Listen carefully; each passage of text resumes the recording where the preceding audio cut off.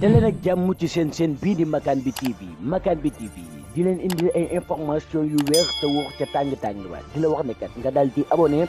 bés cloche de notification bi pour vidéo bu dugal rek ngeen mën cee jot.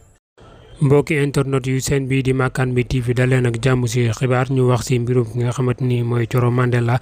ba léegi nga xamante ni comme lañ leen ko waxoon sax dañ ko def li nga xamante ni mooy mandat de dépôt moom nag ku si wax di ki nga xamante ni mooy député bii de Guy Marius Sagna moom nag mu ngi xamle ne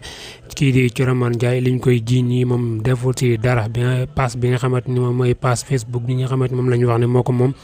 kii di Thioro Ndiaye moom mu ko waaye ñi nga xamante ni daal ñoo ko teg loxo daal jubluñ ci dara lu dul li nga xamante ni daal mooy faj seen naxar wala def li nga xamante ni daal mooy jaay doole rawaat na nag ñi nga xamante ni daal dem na daal ba ji ñi nga xamante ni daal ñoo féete ak kii di président Macky Sall ba léegi kooku nag nga xamante ni mooy Guy Marius Sagna nag moom mi ngi wax ne daal lépp loo xamante ni toppee nañ ko kii nga xamante ni daal mooy Thioro Mandela dara la si deful li nga xamante moom la ñuy wax ne mooy topp kaa boobu ñuy wax ne si la bokk daal moom mi nga xamante mooy Thioro Mandela moom tamit bokkul si ñooñu noonu